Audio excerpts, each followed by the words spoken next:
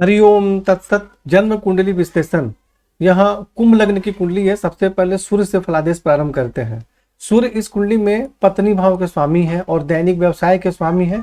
भाग्य स्थान में अपने नीच राशि में बैठे हुए हैं, परंतु 10 अंश से ऊपर है, 18 अंश के हैं, इसलिए नीच नहीं माने जाएंगे। यानी 10 अंश के नीचे रहेंगे तो नीच मानेंगे, 10 अंश से ऊपर होंगे तो नीच का प्रभाव पूर्ण रूप से नहीं माना जाएगा।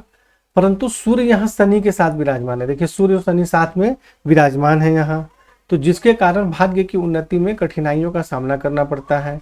पत्नी एवं वैवाहिक जीवन के सुख में भी परेशानी होती है और सही प्रकार से जीवन में उन्नति नहीं हो पाती है। परंतु चलित कुंडली में शनि, देखिए यहाँ प्लस है, शनि के सामने यहाँ प्लस है, आप देख रहे हैं। तो चलित कुंडली में शनि जो है वो यहाँ आ जा रहे हैं, तब तो सूर्य यहाँ पर शनि से पीड़ित नहीं हो रहे हैं। हमें लग्न कुंडली और चलित कुंडली दोनों के अनुसार फलादेश देखना चाहिए, दोनों से मिला जुला प्रभाव होता है। तो लग्न कुंडली में तो सूर्य पीड़ित हो रहे हैं भाग्य स्थान में, तो भाग्य की उन्नति में परेशानी होगी, वैवाहिक जीवन में, दैनिक रोजगार में परेशानी होगी। लेकिन चलित कुंडली के अनुसार भाग्यशाली पत्नी प्राप्त होती है, पत्नी एवं वैवाहिक जीवन का सुख प्राप्त होता है, दैनिक रोजगार में सफलता प्राप्त होती है और यहाँ से दृष्टि डालने के कारण पराक्रम में वृद्धि होती है एवं भाई बहन का सुख प्राप्त होता है। तो हमें लग्न या चलित कुंडली दोनों में कहीं भी प्रॉब्लम है तो हमें उसका उपाय जरूर करना चाहिए। तो यहाँ आपको सूर्य का मंत्र जाप करना चाहिए, जल अर्पित करना चाहिए और शनि से संबंधित उपाय बताए गए हैं वह करना चाहिए। चंद्रमा इस कुंडली में षष्ठ भाव के स्वामी है, रोग एवं शत्रु के स्वामी है और द्वितीय भाव में विराजमान है और चंद्रमा पर केतु की दृष्टि है और चंद्रमा कमजोर में है। देखिए 0-1 डिग्री के बिल्कुल कमजोर है। और सबसे मुख्य बात समझिए कि बाकी कोई भी कुंडली में छठे, 8वें और 12वें भाव के स्वामी को अकारक माना जाता है, लेकिन मेरा मानना है कि सूर्य और चंद्रमा यदि 6, 8, 12 भाव के स्वामी अगर हों तो और पीड़ित हों, यदि कमजोर हों तो उन्हें प्रबल करना जरूरी है। यदि जन्म कुंडली में कितने भी अच्छे योग हैं और सूर्य और चंद्रमा कमजोर या पीड़ित हो जाते हैं तो जीवन में सही प्रकार से उन्नति नहीं हो पाती है। जैसे चंद्रमा के दोनों तरफ कोई भी शुभ ग्रह भी नहीं है तो ऐसे में भी जो केमद्रुम योग का निर्माण होता है।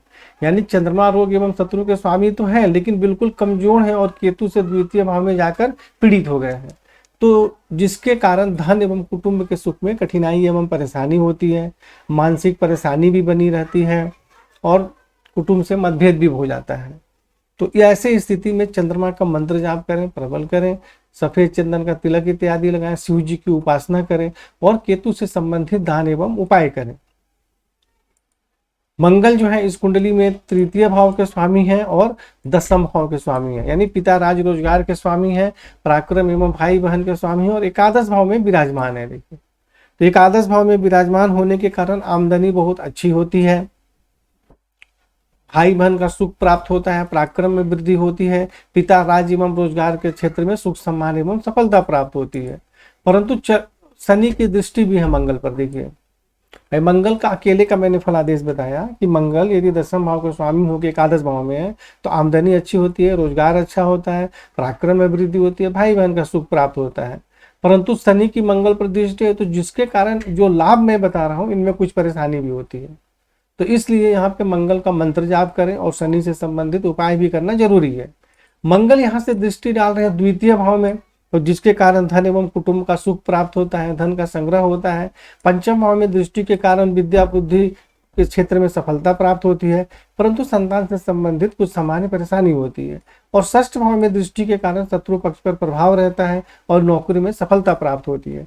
तो यहाँ पे मंगल को आपको मंत्र जाप करना चाहिए या प्रबल करना चाहिए और शनि से संबंधित जो उपाय बताए गए हैं वह उपाय भी करना चाहिए। देखिए शनि आपकी कुंडली में लग्नेश है, तो चाहे कोई लग्नेश हो या पंचमेश हो या नवमेश हो, यदि उसका हम दान उपाय करते हैं तो वह ग्रह कमजोर नहीं होता है, बल्कि उससे संबंधित कुछ परेशानी का योग हो रहा है तो वो ठीक होता है। तो इसलिए ऐसा आपके मन में विचार अगर आए कि नहीं हम लग्नेश है इसका दान उपाय करेंगे तो कमजोर हो जाएगा, तो ऐसा कुछ भी होने वाला नहीं है। बुध जो है इस कुंडली में पंचम भाव के स्वामी है और अष्टम भाव के स्वामी है, आयु के स्वामी है, त्रिकोण के स्वामी है और बुध 10वें भाव में विराजमान है। तो 10वें भाव में विराजमान होने के कारण पिता राज रोजगार के क्षेत्र में सुख सम्मान एवं सफलता प्राप्त होती है, विद्या बुद्धि एवं संतान का सुख प्राप्त होता है, आयु में वृद्धि होती है और चतुर्थ भाव में दृष्टि के कारण माता भूमि भवन वाहन का भी श्रेष्ठ सुख प्राप्त होता है। परंतु बुध बिल्कुल कमजोर है, देखिए 3 डिग्री का है, तो आपको बुध को प्रबल करना जरूरी है, क्योंकि बुध मकर कुंभ लग्न की कुंडली में कारक भी होते हैं और पंचमे से त्रिकोण के स्वामी भी हैं। तो इसलिए बुध को अगर प्रबल करेंगे तो आप अपना खुद का कोई भी काम करेंगे तो उसमें अच्छी सफलता प्राप्त होगी। गुरु जो है इस कुंडली में आमदनी भाव के स्वामी है और धन भाव के स्वामी, धन और कुटुंब के स्वामी है। और जो गुरु है वह खुद के घर में बैठे हुए हैं, देखिए यहाँ पर स्वराशि में विराजमान है, तो जिसके कारण आमदनी बहुत अच्छी होती है। ऐसे व्यक्ति को जीवन में धन की कमी नहीं होती है, धन एवं कुटुंब का सुख प्राप्त होता है, धन का संग्रह होता है। और यहाँ से गुरु दृष्टि डाल रहे हैं पंचम भाव में, जिसके कारण भाई बहन का सुख प्राप्त होता है, पराक्रम में वृद्धि होती है। पंचम भाव में दृष्टि के कारण विद्या बुद्धि संतान का सुख प्राप्त होता है। और सप्तम भाव में दृष्टि के कारण पत्नी एवं वैवाहिक जीवन का सुख प्राप्त होता है, दैनिक रोजगार में सफलता प्राप्त होती है। तो इस कुंडली में गुरु की स्थिति बहुत ही अच्छी है और बहुत ही अच्छा लाभ दे रहे हैं। शुक्र जो है इस कुंडली में चतुर्थ भाव के स्वामी है और नवम भाव के स्वामी है, यानी माता भूमि भवन वाहन के स्वामी है और भाग्य के स्वामी है।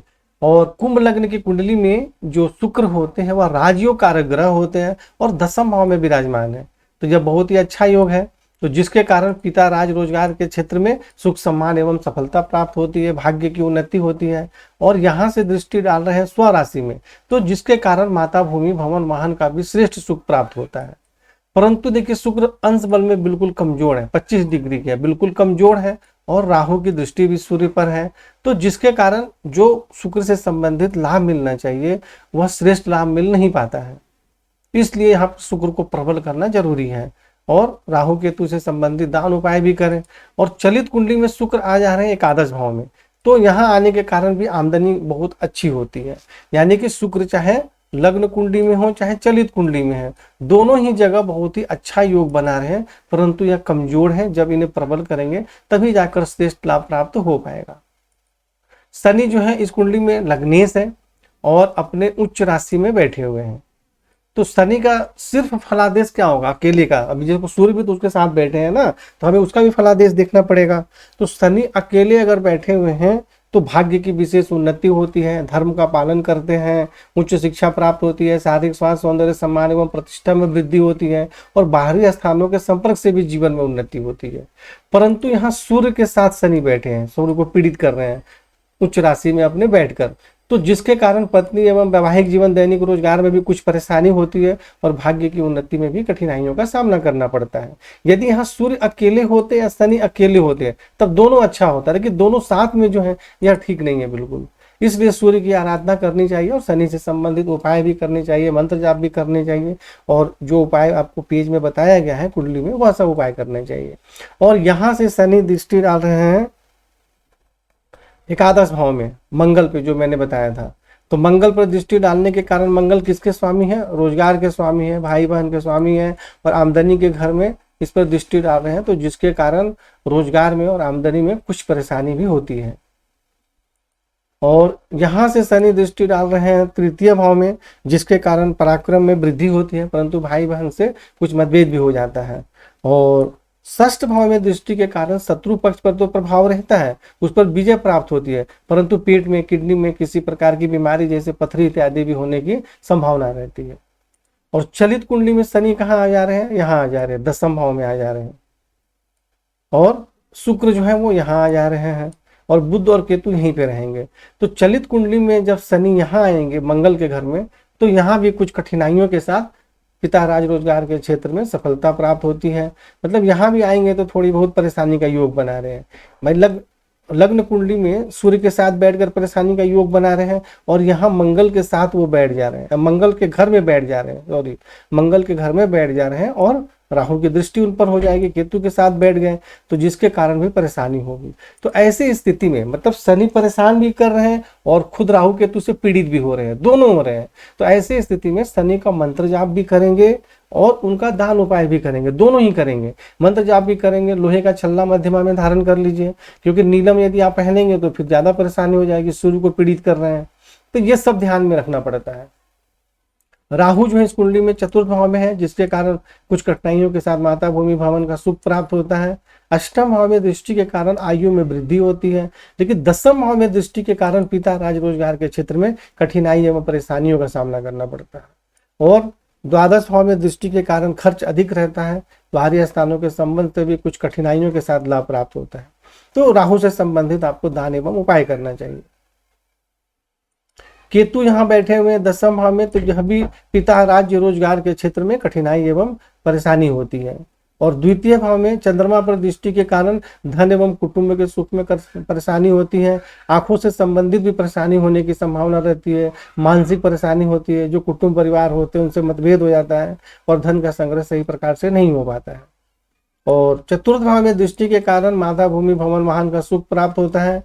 और षष्ठ भाव में दृष्टि के कारण शत्रु पक्ष पर तो प्रभाव रहता है, परंतु पेट में किसी प्रकार की बीमारी या ऑपरेशन इत्यादि भी होने की संभावना रहती है। तो केतु से संबंधित दान एवं उपाय करना है, यानी आपको राहु और केतु से संबंधित दान एवं उपाय करना है। इनका रत्न बिल्कुल भी नहीं धारण करना है।